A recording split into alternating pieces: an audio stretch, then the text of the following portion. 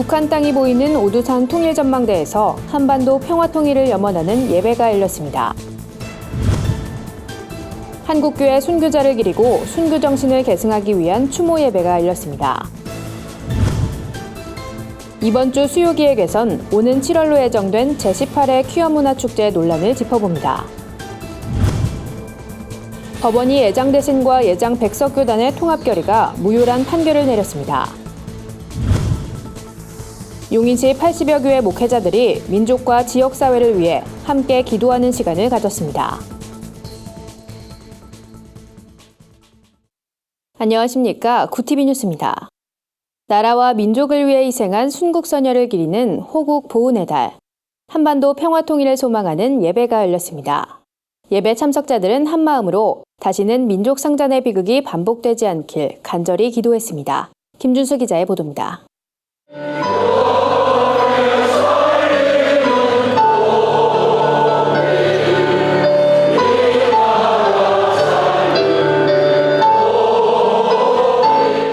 한반도의 평화통일을 간절히 소망하는 예장통합소속 목회자들과 성도들의 노래가 북녘 땅이 보이는 파주 오두산 통일전망대에 울려 퍼집니다. 6.25 평화통일 기원예배 참석자들은 남과 북으로 나뉜 민족의 아픔이 치유되고 하루속히 한반도 평화가 임하길 간절히 기도했습니다. 이날 말씀을 전한 진경총회장 김동현 목사는 전쟁의 상처를 아물게 해준 하나님의 은혜를 잊지 말아야 한다고 강조했습니다. 남북의 통일은 주 안에서 이루어져야 합니다. 오직 예수 그리스도만이 복음으로 갈라진 이 민족을 하나로 만들 수가 있습니다. 물방울이 모여 시내가 되고 시내가 모이면 강이 되고 바다를 이루어듯이 기도하는 한 사람 한 사람의 힘이 모아질 때에 거대한 하나님의 역사는 이루어질 줄로 믿습니다. 북한 지역에 노예를 두고 있는 이북노예 협의회 소속 노회장들은 평화 통일에 염원을 담아 국가와 민족, 한국교회를 위해 기도했습니다. 남북 통일과 북한 선교를 위해 기도한 용천 노회장 최강순 목사는 전쟁과 무력이 아닌 사랑과 화해, 십자가 정신으로 평화 통일이 이루어지길 소망한다고 말했습니다. 예배는 참석자들이 다 함께 만세삼창과 애국가를 부르는 것으로 모든 순서를 마무리했습니다. 이어진 평화음악회에서는 코리아 페스티벌 심포니 오케스트라의 공연이 펼쳐졌습니다. 구티비 뉴스 김뉴스입니다. 한국교회 순교자를 기리고 순교정신을 계승하기 위한 추모 예배가 열렸습니다. 올해는 특히 성결교회의 대표적 순교자인 고 이판일 장로의 손자 이성관 목사가 참석해 그 의미를 더했습니다. 이성관 목사는 할아버지인 이판일 장로가 한국전쟁 당시 공산군에 의해 순교를 당한 이야기를 전하며 원수를 사랑으로 갚은 고인의 정신을 기렸습니다. 이 목사는 원수를 사랑으로 갚으란 유지에 따라 아버지 이인재 목사는 가족들을 몰살한 공산군을 용서했다며 아버지를 보며 하나님 뜻에 따르는 용서와 사랑도 넓은 의미에서 순교란 생각이 들었다고 전했습니다. 설교를 전한 임석순 목사는 한국교회가 부귀와 권력을 버리고 순교 정신을 회복해야 한다고 강조했습니다.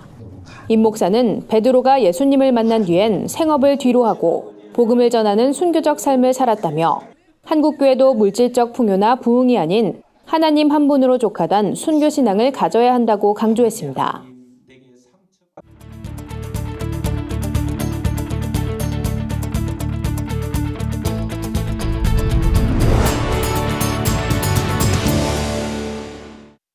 구티비 수요기획 순서입니다. 오는 7월로 예정된 제18회 퀴어문화축제와 관련한 여러 논란을 짚어봅니다. 교계를 비롯한 보수 시민단체들의 반발에도 불구하고 퀴어 문화축제가 서울시청 광장에서 열립니다. 서울시는 지난 9일 열린 운영위에서 광장 사용을 허가한다고 밝혔는데요. 지난해와 마찬가지로 맞불 집회도 예정돼 있습니다. 관련 내용을 홍희연 기자가 정리해드립니다. 지난해 서울시청 앞 광장에서 열린 퀴어 문화축제 모습입니다. 반나체 차림으로 광장 한복판을 다니는 사람이 있는가 하면 자극적인 그림과 사진으로 이목을 집중시키는 부스도 설치돼 있습니다. 예정보다 미뤄지긴 했지만 올해 퀴어 문화축제도 서울시청 앞 광장에서 열립니다. 교계를 비롯한 보수 시민단체들의 반대에도 불구하고 3년 연속으로 서울시가 광장 사용을 허가한 겁니다. 시민의 자유로운 통행을 방해하거나 혐오감을 주는 행위를 해서는 안 된다고 규정하고 있다. 그러나 동성애 축제는 현행법을 위반하는 수준을 넘어섰으며 시민들에게 매우 불쾌감을 주는 행위를 서슴없이 자행한 바가 있다. 어느덧 18번째로 열리는 퀴어 축제는 올해 나중은 없다, 우리가 바꾼다란 슬로건을 내걸었습니다. 예년보다 더 강한 어조로 자신들의 목소리를 들려주겠다는 의중이 반영된 것으로 보입니다. 지금 양쪽에서 들리는 소리 열받죠? 자, 그러면 저 사람들에게 들리도록 우리도 한번 크게 외쳐볼까요? 이렇게 말할 겁니다. 결국은 우리가 이긴다. 이번 축제엔 국가기관으론 최초로 국가인권위원회가 참여합니다. 인권위는 성소수자가 겪는 차별과 편견을 해소하기 위해 동참하게 됐다고 말했습니다. 이화여대와 성공회대, 숭실대, 연세대 등 기독대학의 성소수자 단체들도 축제 참여 의사를 밝혔습니다. 한편 한국교회 동성애대책협의회 등 교계 단체들은 같은 날 올바른 가정의 중요성을 강조하는 맞불 집회를 대한문 광장에서 개최할 예정입니다. 구티비 뉴스 홍우연입니다. 2015년 이뤄졌던 예장 대신과 예장 백석교단의 통합 결의가 무효란 판결이 나왔습니다.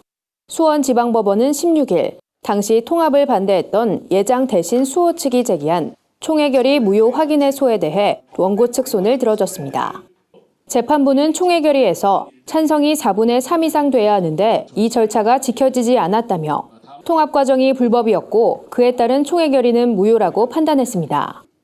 소송을 제기한 대신 수호 측 양치호 총회장은 정의롭지 못한 일을 보고도 못 본 척 그냥 넘어갈 순 없었다며 이번 일로 혼란에 빠진 교단의 질서가 바로잡히길 기대한다고 말했습니다. 하지만 통합에 찬성했던 대신 통합 측은 판결이 교단 통합 자체엔 영향을 주지 못할 거란 입장입니다. 이종승 총회장은 우리의 통합은 흔들리지 않을 것이라며 앞으로도 대신이란 이름으로 한국교회를 섬길 것이라고 반박했습니다. 대신 통합 측이 항소 의사를 밝힌 가운데 향후 양측의 소송 결과가 어떻게 결정될지 관심이 모아지고 있습니다. 용인시 80여 개 교회 목회자 부부가 모여 민족과 지역 복음화를 위해 기도하는 시간을 가졌습니다. 용인시 기독교 총연합회는 매주 월요일 오전 목회자 조찬 기도회를 열고 있습니다. 이번 기도회는 8천만 민족 복음화와 100만 용인시 복음화를 주제로 용인 지역 교회들이 모여 합심해 기도하는 시간이었습니다. 이날 설교를 전한 포곡제일교회 김종원 목사는 예수를 위해 사는 삶은 형제를 위해 목숨을 버리는 삶이라며 개인 이기주의와 교회 이기주의에서 벗어나야 한다고 강조했습니다. 김 목사는 그 실천 방안의 하나로 부활절 연합예배에서 모아진 헌금을 용인시를 위해 사용할 것을 제안하며 물질을 사회에 환원해 교회를 보는 세상의 시각을 변화시키자고 말했습니다. 오늘의 해외 주요 뉴스를 한현희 기자가 전해드립니다. 구티비 월드와이드입니다. 북한에서 혼수 상태로 귀국했다 사망한 오토 원비어의 사인을 둘러싼 논쟁이 커질 것으로 보입니다. 트럼프 대통령은 공식 성명을 내고 우리는 애도와 함께 다시 한번 북한 정권의 잔악함을 규탄한다고 밝혔습니다. 이어 원비어의 죽음은 인간을 존중하지 않는 정권에 의해 무고한 이들이 희생당하는 비극을 막겠다는 본 정권의 의지를 강하게 했다고 말했습니다. 공화당 존 맥케인 상원의원은 미국의 시민이 김정은 정권에 의해 살해당했다고 목소리를 높였습니다. 상원 외교위원회에선 오토의 죽음은 탄압적이고 살인적인 김정은 정권 때문이라며 계속되는 야만적인 행동에 책임을 지도록 해야 한다는 격앙된 표현도 나왔습니다. 그의 가족과 인권단체들은 반복적인 구타 가능성을 제기하고 있으며 미국 정부는 미국인의 북한 여행을 금지하는 조치를 검토하고 있다고 전했습니다. 영국 런던 서부의 그ren펠타워에서 난 화재로 많은 희생자가 발생한 가운데 근처 교회들이 피해자들을 돕자며 독려하고 있습니다. 세인트 클레먼트 교회 마크 오도뇨유 목사는 비극적인 화재가 시작된 지 몇 시간 후 현장에 도착해 충격적인 상황들을 목격한 인물입니다. 그의 교회는 화재 현장과 가까운 거리에 있는데요. 갑작스런 충격으로 인한 쇼크 상태이거나 집을 잃은 피해자들에게 피난처를 제공하고 있다고 합니다. 그곳의 이웃들은 음식과 옷을 가져다 주고 있으며 지역 슈퍼마켓들은 식품을 제공하고 요리사는 쿠키 등을 만들어내고 있습니다. 마크 목사는 피해자들은 문 밖으로 갑작스레 내던져졌으며 모든 것을 잃어버린 사람들이라며 하나님은 재앙을 만난 사람들 곁인 여기에 함께 울고 계신다고 말했습니다. 영국의 10대 청소년들 중 21%는 자신을 적극적인 크리스천이라 밝혔습니다. 또한 13%는 교인이 되기 위해 교회에 다니고 있다고 답했습니다. 이 조사는 영국 크리스천 단체가 11세에서 18세인 청소년들을 대상으로 설문조사한 결과인데요. 기독교인 감소 현상이 심화되고 있는 상황과 반대되는 통계 결과여서 처음엔 잘못 조사된 건가 싶어 공개를 못했다고 합니다. 눈에 띄는 것은 영국 청소년들은 무엇보다 교회 건물의 웅장함과 경건함을 통해 신앙적 영감을 받는다는 겁니다. 성공한 신앙인과의 만남, 큐티 모임 등을 주요 전도 방식으로 생각하는 기독교계가 생각을 바꿔 교회 문을 적극적으로 개방하는 방법을 모색해야 한다는 지적입니다. 미국 오리건주가 제3의 성에 해당하는 사람들에게 운전면허증을 발급한다는 소식입니다. 남성과 여성이 아닌 중성에게 운전면허증을 발급하게 된 겁니다. 오리건주 도로교통부는 새로운 법규를 승인하고 다가오는 7월 3일부터 운전면허증에 여성을 의미하는 F와 남성을 의미하는 M 대신에 X를 기입해 중성으로 표시하기로 했습니다. 오리건주에서는 지난 3월 무성을 인정하는 법안을 통과시켰는데요. 이와 함께 이번 운전면허증 발급을 기다려온 사람들은 매우 자랑스러운 일이라고 말했습니다. 화내지 않는 엄마는 없다, 선택이 쉬운 사람은 없다란 베스트셀러로 유명한 크리스천 작가 리사 터커스트가 남편의 반복된 외도로 인해 이혼한다고 밝혔습니다. 터커스트는 처음엔 남편의 외도라는 두려움과 맞섰고 이에 대해 남편과 이야기를 나눴지만 결국 신뢰를 회복하지 못했다고 했습니다. 터커스트는 이와 같이 조심스러운 사생활과 관련한 이야기를 자신의 블로그에 직접 언급했는데요. 중간에 불필요한 오해가 발생할 수 있다는 생각에 직접 나섰다고 합니다. 터커스트는 사람들은 나를 잠언 31장 사역의 대표로만 알고 있지만 내가 얼마나 심각하게 결혼 생활을 지탱해 왔는지 모른다면서 나는 항상 여성들에게 결혼 생활에서 힘든 점을 맞서 나가라고 말했고 나 또한 내 결혼 생활을 구하기 위해 노력할 것이라고 밝혔습니다. 구티비 뉴스 한연입니다. 오늘의 사회 이슈를 김민정 기자가 종합해드립니다. 오늘의 이슈 포커스입니다. 강경화 외교부 장관은 취임사에서 직장과 가정의 양립을 위해 조직 차원에서 지원할 수 있는 방안을 검토하겠다고 밝혔습니다. 맞벌이 가구는 늘고 있지만 일과 육아를 양립하기란 현실적으로 쉽지 않은 게 사실인데요.